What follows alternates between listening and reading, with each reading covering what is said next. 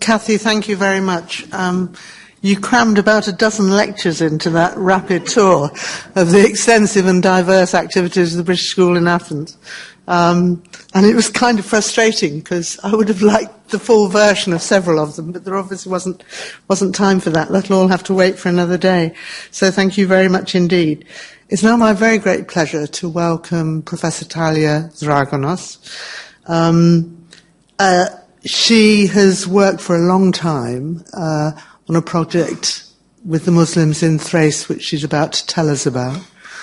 And it's very interesting because it's an example of a field of work where only if you really stick at it for a long time do you begin to understand what deep research can bring to the understanding of a complex subject.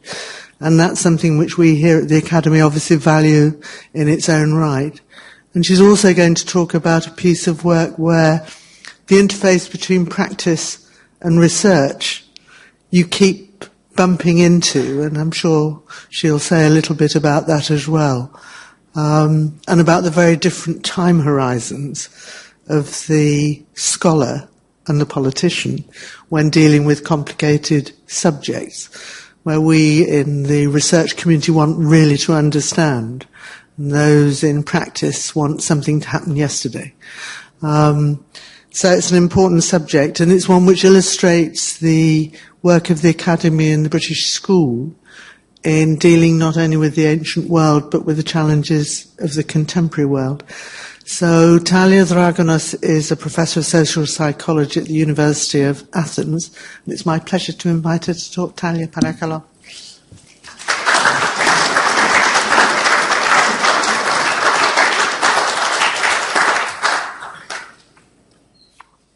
Thank you very much, Helen. I feel very honored to be here today, and I really want to thank warmly both the British School of Athens and the Academy. I'm speaking on behalf of a large interdisciplinary team that is since 1997 in charge of a project targeting the reform of the education of the Muslim minority children in Western Thrace in Greece. The aim of this project is to increase the social inclusion of minority children by reversing trends in massive underachievement and high dropout levels from the 9-year compulsory education. I will be referring to this intervention as the project. The project is an initiative of the Greek Ministry of Education, co-funded by the European Social Fund and national sources, run by the University of Athens, and co-coordinated by myself and Professor Anna Frangoudaki, who happens to be here today with us as well. It's a comprehensive intervention inside and outside the classroom, comprising teaching Greek as a second language, the development of multiple educational materials, extensive teacher training, and work with the community.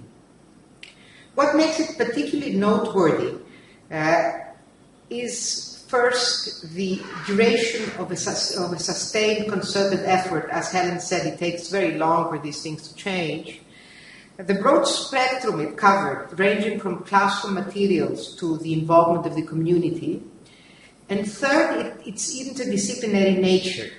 Our team comprises academics from various Greek universities, such as sociologists, psychologists, educational, social, clinical psychologists, pedagogues, linguists, anthropologists, historians, physicists, mathematicians, geographers, artists such as musicians, designers, photographers, and primary and secondary school teachers.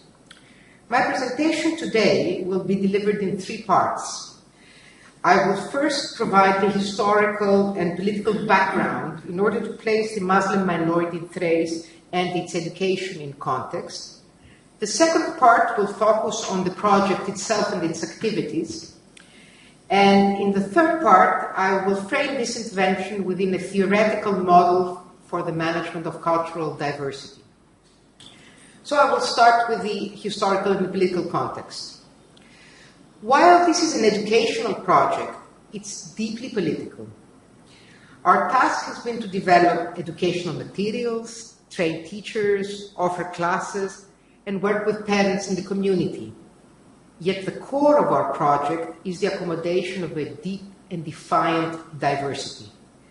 All educational structures are rooted in socio-political contexts, traditionally disempowering subordinated groups in many different ways, as we all know. Since the minority in Thrace has been a subordinated group, as we will see further down, its education is no exception. In order to appreciate the complexity of the intervention and how the conflicts of the past have pervaded the classrooms of the present, I will briefly present how the Muslim minority came about, the historical and political background responsible for the intricate relationship between majority and minority, the underlying matrix of Greek-Turkish relations, the prevailing power game between the different groups comprising the minority, it's the Turks, it's the Pomaks, and it's the Roma, as well as the religious identity articulated with the ethnic and national affiliation. Moreover, I will provide some brief information on the educational system addressing the Muslim minority children, a product of political settlements dating from almost a century ago.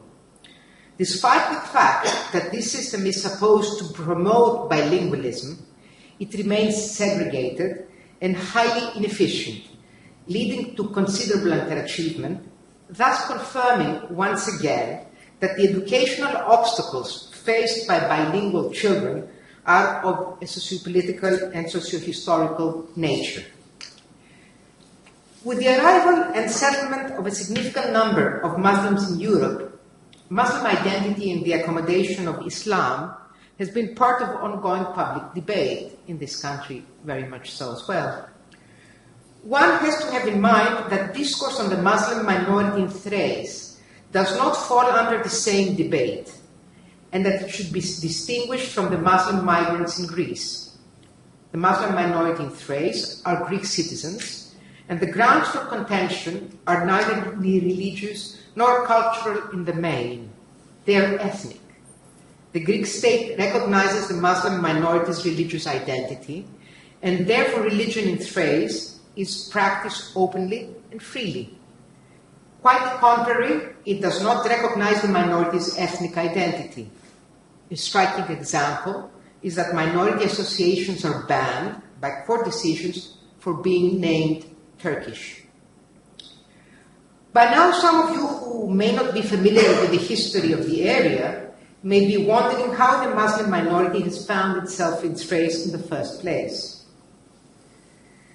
Located in the northeast corner of the country, Thrace is bordering Bulgaria and Turkey. All three are the product of nation-building processes that followed the dismantling of the Ottoman Empire.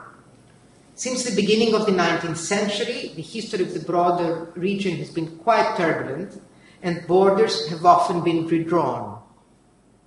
In 1923, following the Greek-Turkish War, a League of Nations-sponsored treaty, the Treaty of Lausanne, was signed. It involved the compulsory exchange of populations between Greece and the new Republic of Turkey. Greece and Turkey were to exchange the Greek Orthodox Christian population living in Turkish territories with a Muslim living on Greek soil.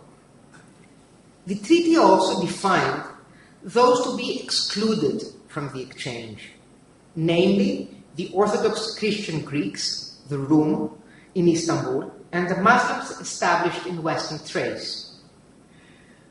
Without delving into considerable historiography relevant to this complex matter, let us focus on what matters here, namely the fact that around 130,000 Greeks remained in Istanbul and approximately the same number of Muslims remained in Western Thrace.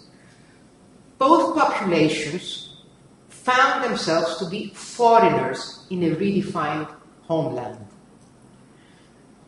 The fate of both non-exchanged minority groups was intricately linked and affected by the relations between Greece and Turkey.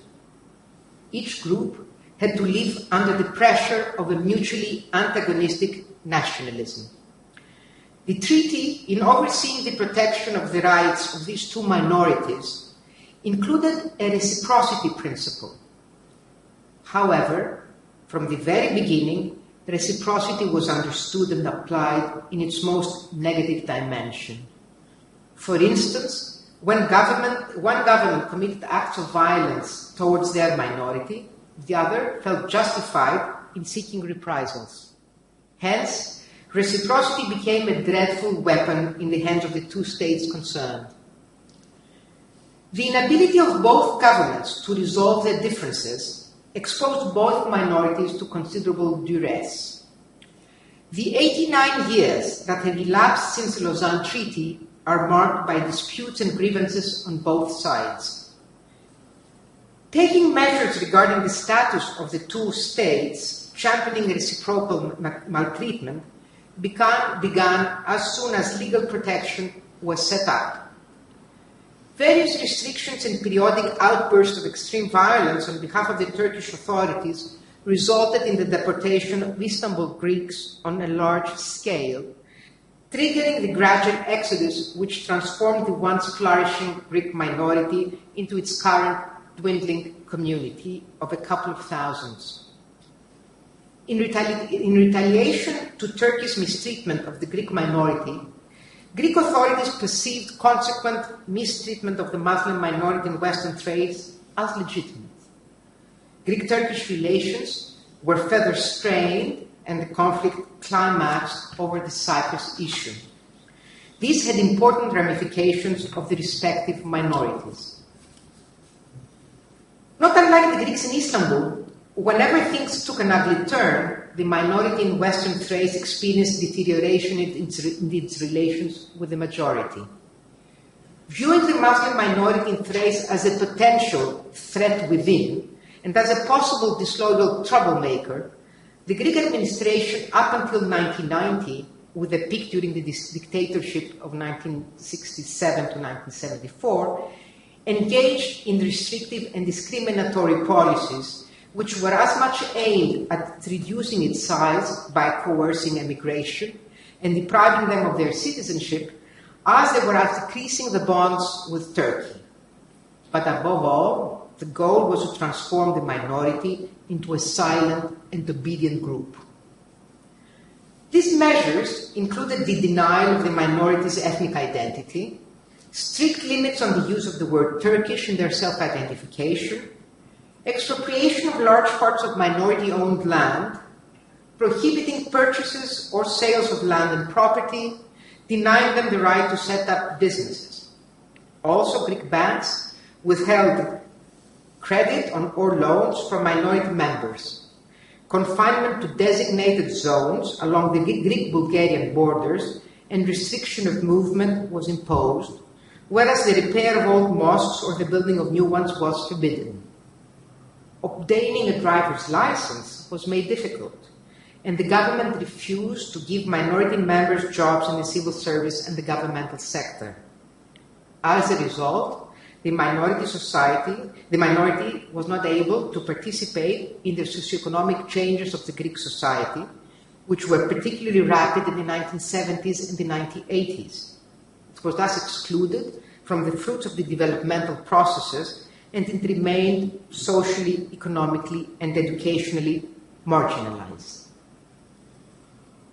Owing to the Millet system, where ethnicity or origin has little significance, the Treaty of Lausanne describes the exempted populations in religious rather than ethnic terms. It consequently lumps together diverse ethnic groups that had in common their Muslim faith, but they spoke different languages, had different traditions, different customs, different allegiances. In the power game of minority politics, the largest and strongest group is that of Turkish ethnic identity. Smaller groups are frequently omitted in the category shuffle, creating the injustice of recognition. The Turkish language is taught in minority schools as the maternal language, so much to Turcophones as to ethnically and Slav-speaking Muslim Pomaks and to Muslim Roma, several of whom speak Turkish while others speak Romani. How one chooses to address the minority, or what a minority member calls himself or herself, plays an active part in the discourse of identity politics and is fraught with connotations. But one thing is clear: the Greek state's resistance to accommodate otherness and hence the mobilization of political, legal, and ideological arguments.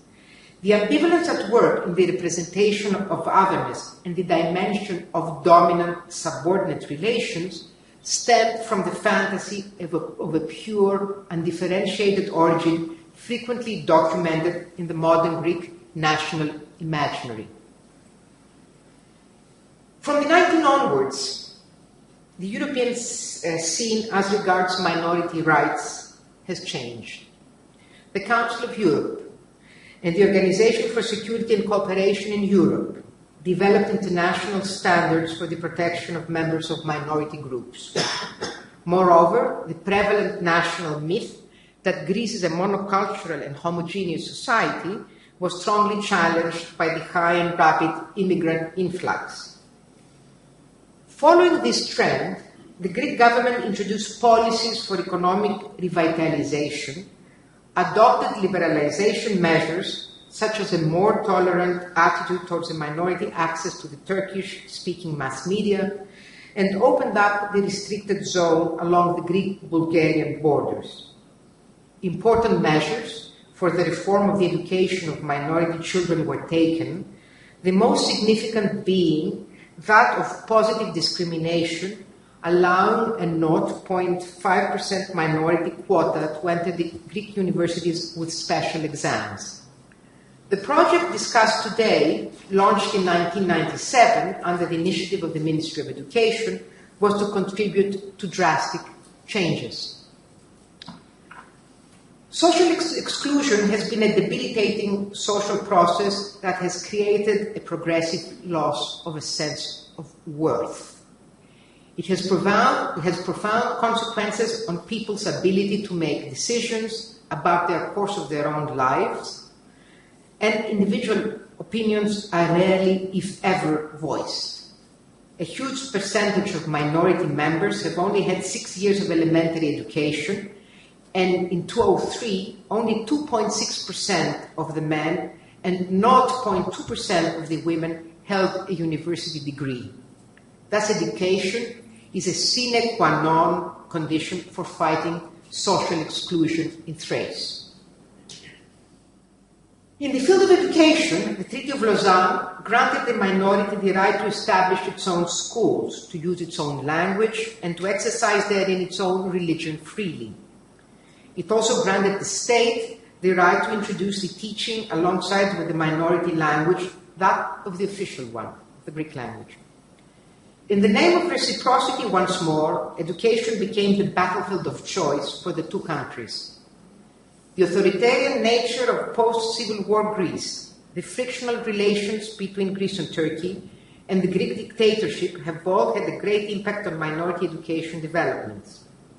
It is revealing in the archives of minority education that were briefly brought to light and closed again, that between 1955 and 1967, the confidential reports of the inspectors of minority education adopted a rhetoric of reciprocity and national security, being full of recommendations pertaining to foreign policy rather than education, such as to how to buy land from the minority, how to reduce its size, or how to eradicate Turkish consciousness. Minority schools, being ethnic schools, are attended exclusively by minority children and have a bilingual curriculum. The supposedly ideological free Turkish language, mathematics, physics, chemistry, and physical education, as well as Turkish language and religion, the Quran, are taught in Turkish by members of the minority. The ideologically laden Greek language, history, geography, and environmental studies are taught in Greek by members of the majority. Greek is the sole language by the authorities for school administration, and the inspectors supervising minority education are not expected to know Turkish. The same is true for the teachers who are in charge of the Greek part of the curriculum. In 2005, the Ministry of Education introduced in a small number of lower secondary state schools as a pilot exercise Turkish as an optional language. This was a very important measure, but for reasons I cannot cover now, due to time limit, did not bear fruit. But it still is a very important measure, and there is room for it to expand and sort of be reintroduced seriously in minorities, in state schools.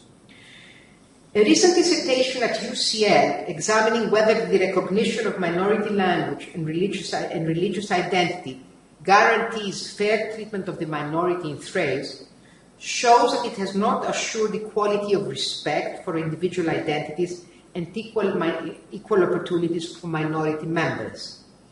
The disadvantage the minority faces is treated primarily as cultural, and the structural aspects of exclusion fail to be taken into consideration.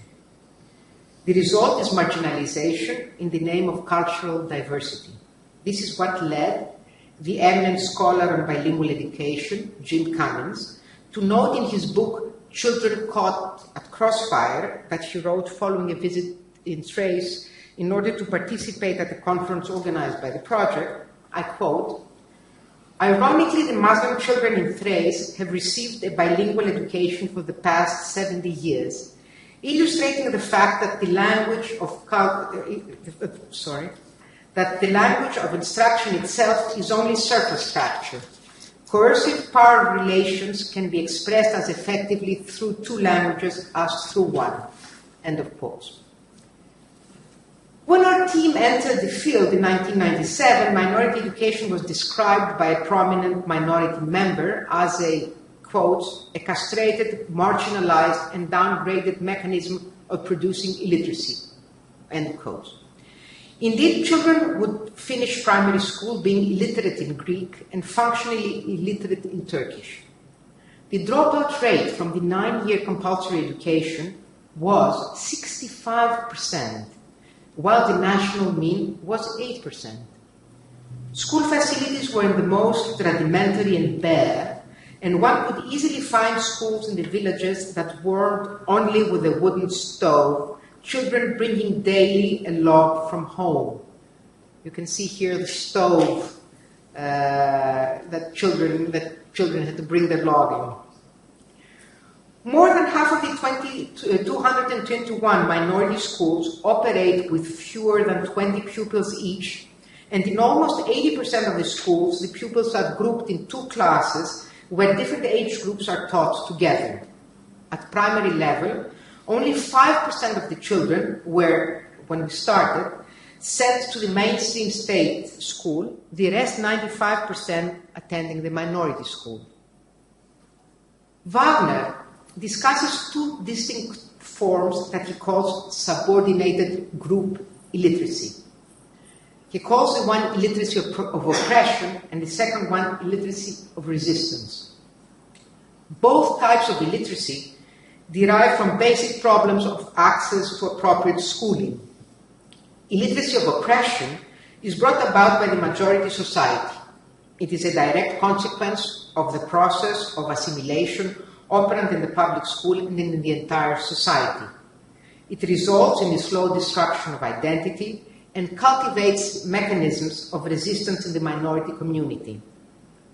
Illiteracy of resistance, although caused by oppression, is to some extent instituted by the minorities themselves. By wishing to safeguard their language and culture and fearing assimilation, minorities turn against themselves and reject the form of education imposed by the majority group. At the extreme, says Wagner, minorities would prefer to remain illiterate rather than risk losing their language and culture. Wagner's analysis reflects in the most accurate way the standard process of minority education in Thrace. Now I will move into the second part of this lecture, which is the project itself and what it actually produced, what it actually did. The target population in 1997 was 7,500 children in the primary school and 3,000 adolescents in the lower secondary school, which is part of the Greek compulsory education. The first difficulty encountered was the almost complete lack of reliable information regarding the minority and its socio-educational profile, school attendance, or the causes of school failure. Thus, our first task was to conduct a number of quantitative and qualitative research studies on students' and teachers' socioeducational profiles, the educational and social backgrounds of minority parents, language use, Greek language competence, dropout rates from compulsory 9-year education, perception of education and representations of ethnic identity. Collection of data was met with great resistance. Research practices in such conflict-ridden contexts are not an easy exercise. In our intervention, we followed a strategy that unfolded from the narrower to the wider system. That is, we started with developing teaching materials and textbooks at the classroom level, moved on to training teachers, and then gradually opened up to the community. Up until 1997, the Greek textbooks used were the same as the ones used all over the country for native Greek speakers. The educational authorities never thought of this being a problem capable of impeding children's learning. The Turkish textbooks were, and still are, to be imported from Turkey. 40 new textbooks following an integrated learning approach were produced for use in the primary school on Greek as a second language, history, geography, the environment, and civic education. At secondary level, new materials were developed to be used in conjunction with existing ones, covering the instruction of Greek as a second language, literature, history, mathematics, physics, and geography. There you see samples of the books produced. Electronic methods and interactional educational applications were designed, and lyrics set to music were produced. Besides the invaluable contribution of a teaching method for Greek as a second language specifically designed for children, the new materials promote self-expression and help develop children's conversational competencies before introducing the official school language. They view both language and literacy as context-embedded, emerging from children's particular experiences. They respect pupils' mother tongue and enhance their sense of identity. Parenthetically, it should be mentioned that the Greek educational system is extremely centralized. The same and only one textbook for each subject is prepared centrally under the supervision of the Ministry of Education and distributed nationwide.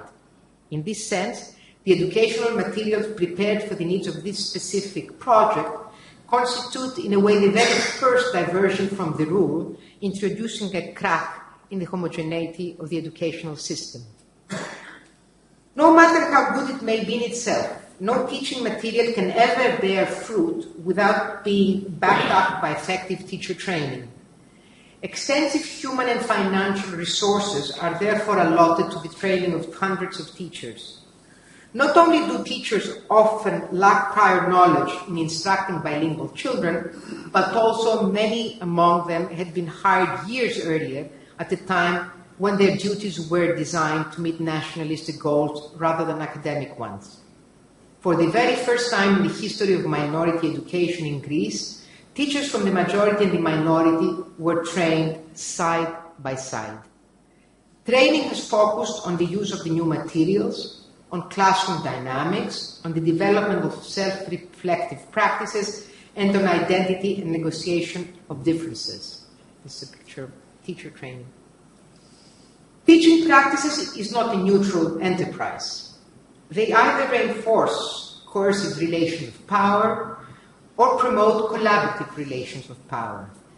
In order to be able to affirm their students' identity, teachers first have to adopt a self-reflexive position and re-examine their own feelings and representations of the alien other they are to teach.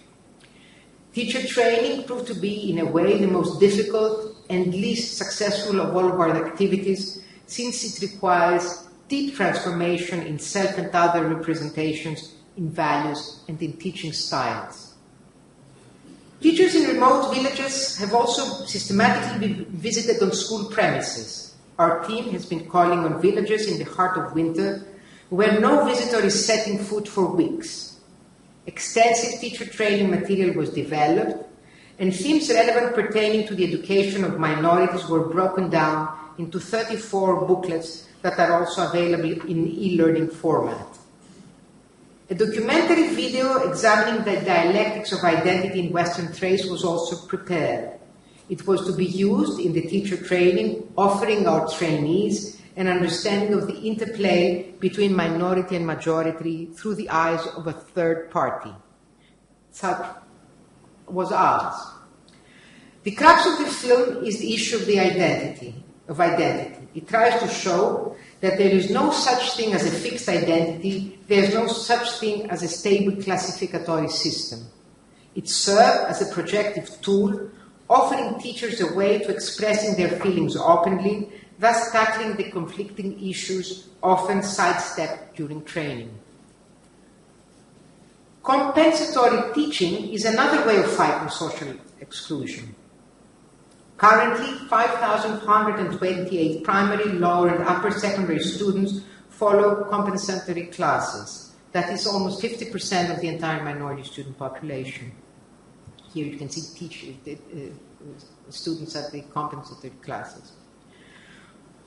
Opening up to the community seemed to be the best means of overcoming the limits inherent in the educational structure of minority education. The need for a new, real, imagined, and symbolic space was born. A new space that would rupture the rigid boundaries the majority has set to exclude the minority, and those the minority has raised in order to protect itself. The act of claiming identities and claiming the spaces of identity is a political act. Thus, 9 community centers were gradually set up, 3 in the 3 large towns and 6 in smaller villages.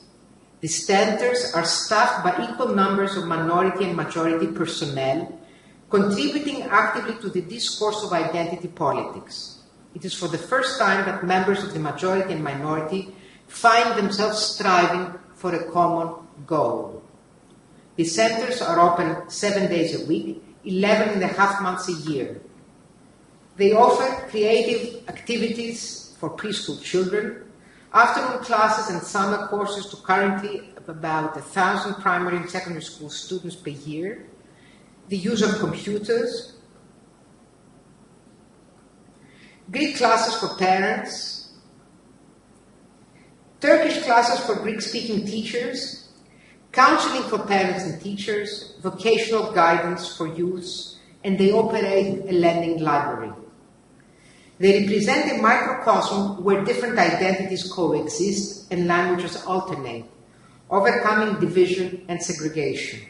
Moreover, 4 mobile units, such as this one that you see, equipped with computers, books, and educational games, travel to isolated communities daily, hold classes, and engage currently 830 children in creative learning activities, such as the ones you see here.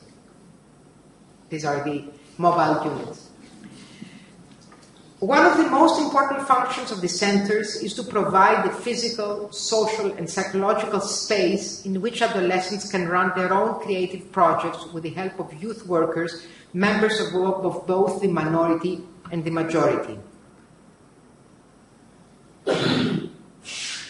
For the very first time in Thrace, mixed groups of youngsters are involved in common tasks. Girls who are traditionally kept at home and refrain from mixed social activities when they reach adolescence increasingly join in. More competently than many of the adults, the youths creatively discover through collaborative practices a meaningful present and a promising future. Parents, teachers, and representatives of the community as a whole join the Children's Open workshops regularly held every few months. To maintain the dialogue open, meetings with leaders of the minority, local members of the parliament, local educational authorities, and majority and minority teacher trade unions are held regularly. Looking back at where we started, there are impressive changes regarding statistics. The dropout rate from compulsory education that was in the year 2000 65% has gone down by more than half, and it's less now than 30%, still very, very high. From the onset of the project, enrollment in lower secondary education has increased by 163%, and in the upper secondary by 400%. Figures have changed dramatically for girls who, as well as a rule, were withdrawn from school by the end of primary school. There is an increase of 141% at the level of lower secondary and 143% at the upper secondary. There is also an impressive move from the minority school to the state mainstream school. The number of minority children attending the state primary school has upsurged from 5% to 33%. That is an increase of, I think I missed something. Yeah, that's the secondary. Yeah, this is the primary. The number of minority children attending the state primary school has upsurged from 5% to 33%. That is an increase of 600%. That is 1/3 of minority children attend primary state schools. There is an increase of 200%, 107% at the level of lower secondary education, and of 500% at the upper secondary level. That is 4/5 of minority children attend upper secondary state schools. Finally, figures changed impressively at tertiary level, owing mainly to the positive discrimination measure regarding university entrance exams. The increase is 600%. As impressively above changing figures may be, minority children still lag behind, and low educational levels characterize hugely disproportionate numbers of minority children in comparison to majority ones. The dropout rate of minority children is still 5 times higher than the national mean. But it's not only the change in figures that is impressive.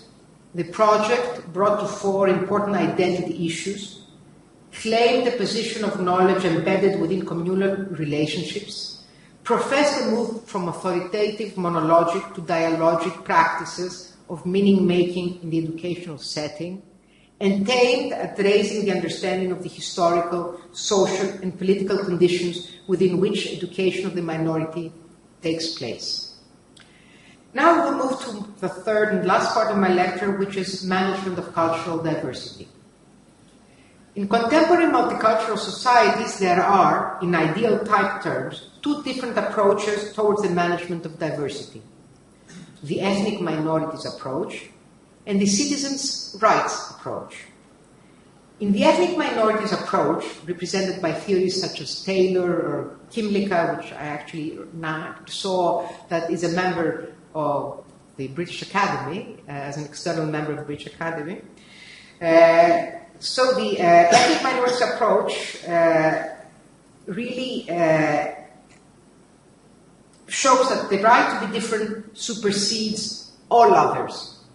In order for minority members to be treated fairly, the state should accommodate diversity by giving effective control to minority groups over certain political and cultural affairs. It is the institutionalization of collective rights that can provide guarantees against majoritarian oppression. This approach may protect specific collective rights for a minority, but runs the risk of segregation, of building boundaries between the majority and the minority, and of paying lip service to inequalities of powers within the minority itself. In contrast, the citizens' rights approach, represented by theories such as working and Rawls, is premised on equality of all individuals before law. One's cultural, ethnic, religion, or racial identities are private matters. The role of the state is to ensure that every citizen is treated as an equal member of society with the same rights and responsibilities. This is the model the French have adopted. It has a moral standing and offers a powerful tool in Western society. Yet it may leave unnoticeable structural aspects of exclusion, enduring injustice, and social constraints difficult for the oppressed to overcome and therefore to be empowered. Both approaches are top-down. The government decides and distributes rights accordingly. Neither approach guarantees that coercive power structures in Western Thrace gets challenged and that the children's rights to a culturally sensitive and equitable education are secured. So how is diversity managed in the case of the Muslim minority in Thrace in terms of the two models discussed? The accommodation of diversity in this case definitely does not fall under the citizens' rights model. It also does not fall under the ethnic minorities approach, since respect of the cultural characteristics of the Muslim minority is not the product of the Greek state's active policy. It is the product of an international treaty signed 89 years ago. Furthermore, the protection of the minority's cultural identity today is neither a remnant of the traditional status of minorities in the Ottoman Empire. There, the legal and social mechanisms contributed towards keeping the different millets apart and not integrating them, while the British policymakers who took part in the Lausanne Treaty promoting minority protection did not do this in order to perpetuate their separate status, but to integrate them within their host countries in order to secure international stability. Paradoxically, by allowing them to retain their cultural identity and assuring their civil liberties, they intended to facilitate their assimilation into their host countries. The democratic pluralist approach is a third way between ethnic minorities' approach and that of citizens' rights. This is not a top-down approach. Pluralism refers to more fluid and open-ended processes of negotiation and contestation rather than fixed processes, representation, and recognition of specific categories. Decision-making is grounded on the ideal of equal participation of all affected members in common institutions. When members of minority groups exercise this right, they should not be separated from the majority, but effectively integrated in the decision-making process. Multiculturalist policies that separate the minority from the majority in the decision-making process may bring neither justice nor stability in a state. This model treats identities as a dynamic and shifting nexus of multiple subject positions and provides space whereby identity options can be negotiated and renegotiated. It stresses the centrality of dialogic interaction between cultures, between the oppressed and the oppressor, towards cooperation and common goal setting. Commitment to dialogue implies a willingness of competing parties both to accept certain modes of deliberation, certain norms and democratic procedures, and the desire and intention to arrive to a consensus.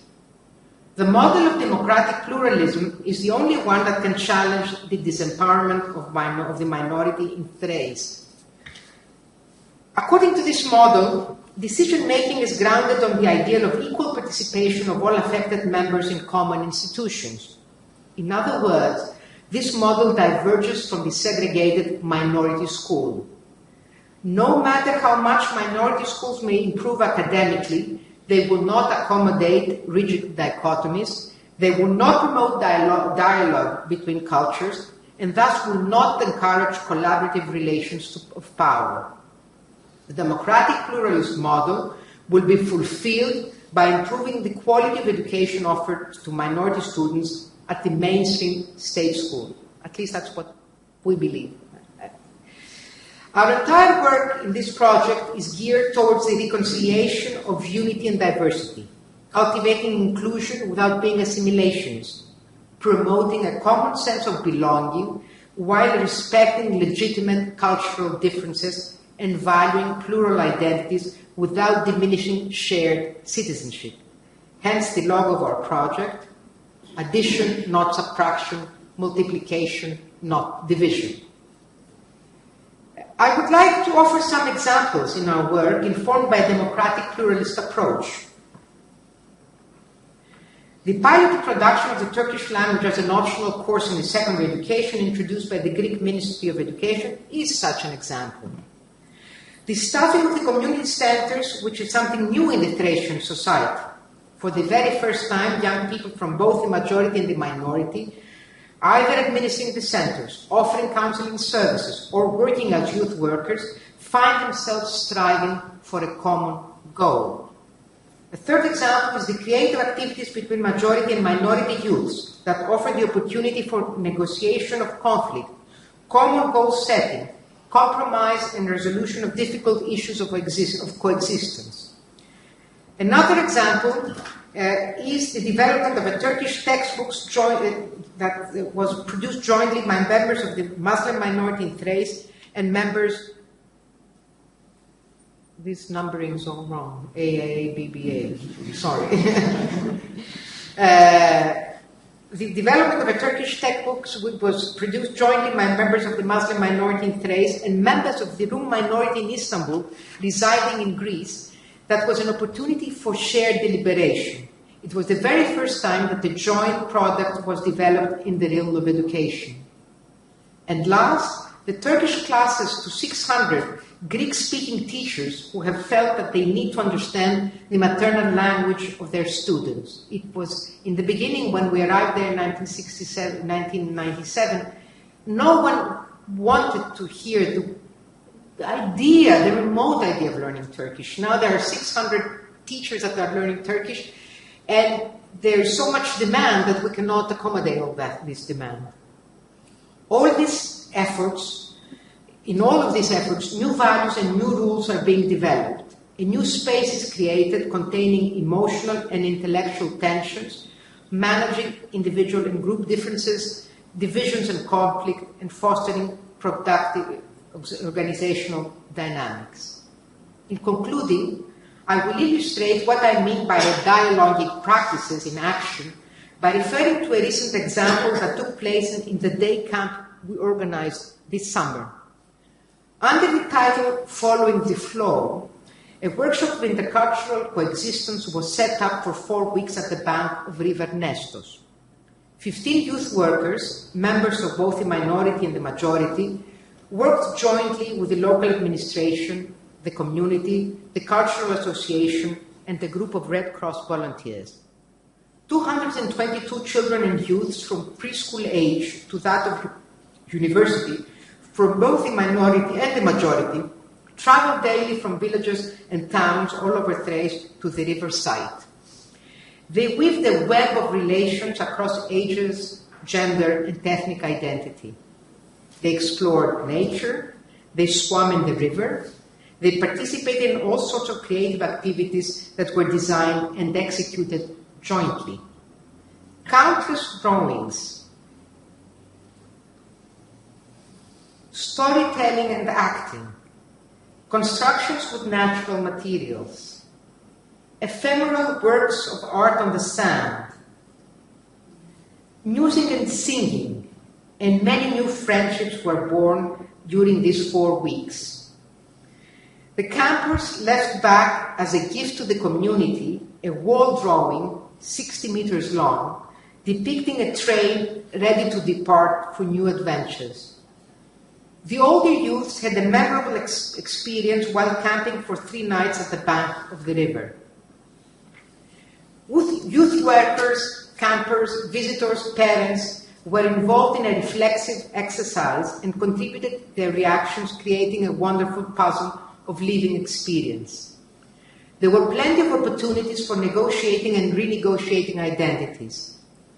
The ferry that was meeting the children every morning, a central figure around which a narrative was built, was speaking a foreign language, fairy language. The children were asking questions about her life, the river, the other figures of the story, but they had to find a new way of communicating with her, and they had to invent modes of translation. The everlasting issue of language hegemony and the ongoing argument of who speaks what, Greek, Turkish, Pomaki, or Romani, was not an issue here. If one wants to understand and share the fairy language, one needs to break stereotypes and barriers and has to invent new codes. In the story, each child can conceivably become a fairy and meet the challenges of adopting new roles. When one looks at the video made by the children, they mainly use the Greek language. Children are free to use whatever language they wish. Yet it's clear that the minority children, who in this case in the camp are the numerical majority, make room for the majority children who do not speak Turkish. There is an obvious reversal. It is the minority that accommodates the needs of the majority. It is the minority children that are there to integrate the majority ones. When the camp ended, I held the focus groups with the youths who coordinated and animated the entire operation. The coordinators of the camp had somehow a more responsible task than the youth workers. Thus I asked them, how come some of you assumed the role of the coordinator and others didn't? They replied as if it was obvious. Our group discussed it, and we decided that there were different tasks that we needed to attend to. Thus, different roles emerged. I asked again, were there any conflicts? With the same self-evident way, they responded. At the planning stage, we felt very anxious and insecure. We were responsible for so many children. Each one had to remain within his or her role. We were careful not to trespass the boundaries we ourselves had set. We became more empathetic. They actually used the word empathetic. We were aware that we had to build collaborative relationships of trust. We did not want to operate on the basis of hierarchies. I kept pushing. How the youth workers felt when they did not become coordinators themselves. The answer came from a youth worker. We had thoroughly negotiated among ourselves. I felt so confident that I could rely on the coordinators. From the moment the group made a decision, we respected the decision we made. The coordinators for me were like a shoulder I could lean on. It was obvious that they did operate on the basis of hierarchies. But this hierarchy was the product of dialogic practices and democratic processes. As I claimed earlier, indeed a new space was created containing emotional and intellectual tensions, where individual and group differences were managed, where divisions and conflict fostered productive organizational dynamics.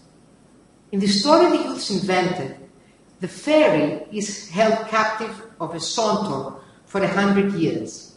The children had to solve a riddle in order to free her. I think the associations are inevitable. 100 years of solitude. Is it that the minority is captive for 100 years? Is it the dysfunctional relationships between the minority and the majority that last for so long? Who is going to solve the riddle? Are the youngsters of new generation the ones that will solve the riddle and will free the fairy from captivity? I think the most eloquent answer came from a 5-year-old at the camp who was asked to put a name after drawing. And she said, it is an all-embracing whole. She used the word όλο in Greek. Thank you.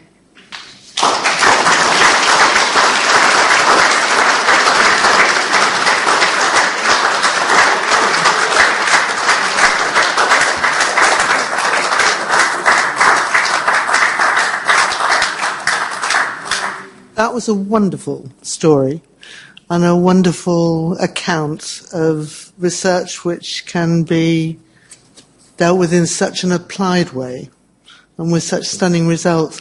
I was minded to think, but it's a very parochial remark, those of us in British university departments are currently under huge pressure to demonstrate the impact of the work we do. And this is quite testing for quite a lot of people in British universities. But the idea that you can have that wonderful set of slides and the fairy story at the end, which perfectly demonstrates impact, is very, very charming. And I suppose we all ought to agree to come back in 15 years' time and hear what the continuing results are of the work that Professor Dragonas and her colleagues have been engaged in. We don't have a lot of time, but if there were one or two quick questions, does anybody want to ask a question? Adam. Was there any organised hostility, not organised, semi-organised hostility to this work? Did you always get welcomed? No, not at all. Not at all. It was a very, very difficult exercise.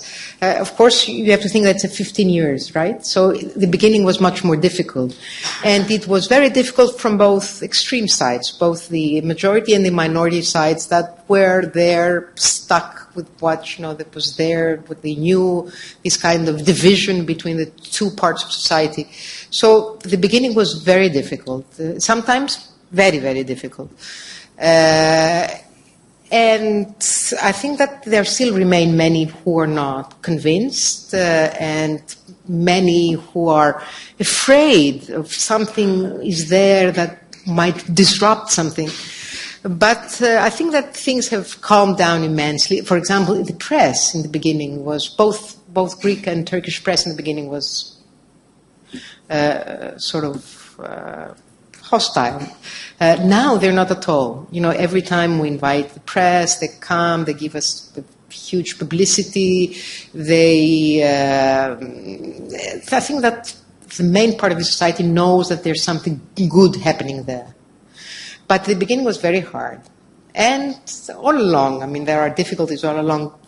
We are never convinced that, we are there and everything would be like following the flow. It's not following the flow. Please. What is the attitude of elected, for example, the elected members of regional council or the Univ parliament? Of parliament. Yeah. There are two members of parliament who are who come from a minority.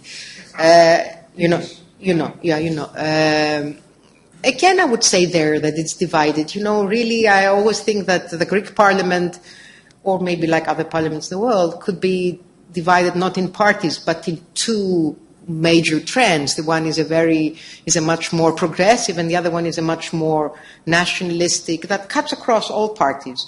So I think that the nationalistic one that cuts across all parties is there, very ambivalent. The more progressive parties all for it, for example. This project started when Papandreou was Minister of Education, who was, in these respects, very progressive and very forward-looking in such matters. Please. Yeah. You focused upon the experience of the children, which is it's been very interesting to see how they've developed and how it's worked out. In order to be able to get the thing going, I imagine it was necessary to get the parents on side. Mm-hmm. Because there was no choice. What methods did you use to bring the parents along with you? Parents in the beginning, as the entire society, were sort of, ambivalent, and, mothers, for example, wouldn't bring their children to school. It was fathers that brought children to school. Or they would sort of turn their head away. They were very, with their veil, they would turn away. I think that parents, when they see results in children, are very convinced. And also, our centers, for example, were open for the parents themselves. We held classes for the parents because they asked for them. We didn't advertise them. They came and they said, we would like to learn Greek in order to help our children. Or we have morning sessions when parents come and they bring their very young ones that they have not gone to school yet. So there was a gradual opening. 15 years is a long time. And parents gradually were convinced and they felt that they could trust us. In the beginning, they felt that we had some kind of an assimilationist agenda, and that we were there.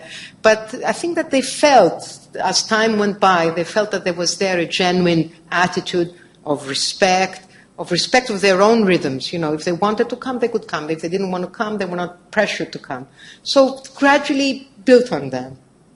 Couple more. Oh, we've got lots of hands going up there. There and then there. Sorry. Mention the reaction of religious leaders to the project. Was there any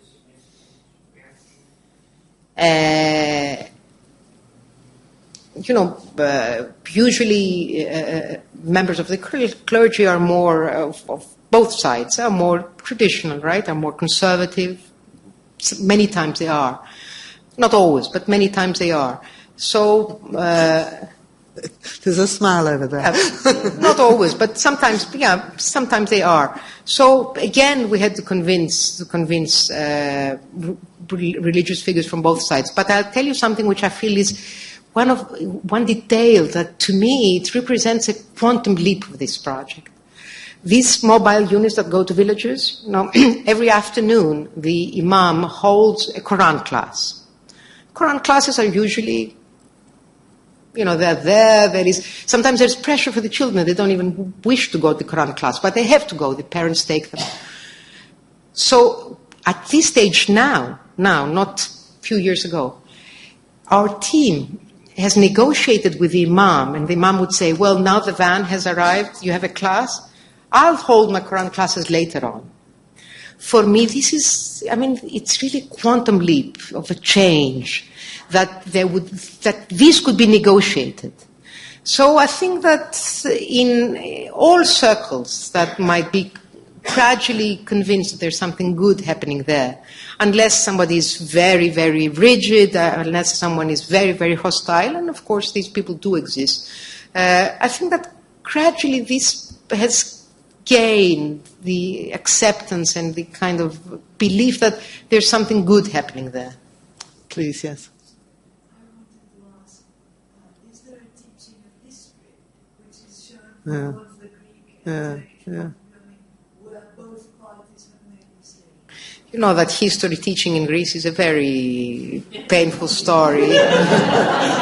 And you might have heard that, a few years ago, 6 years ago, there was such a commotion about a book that was created. So, it's a painful story.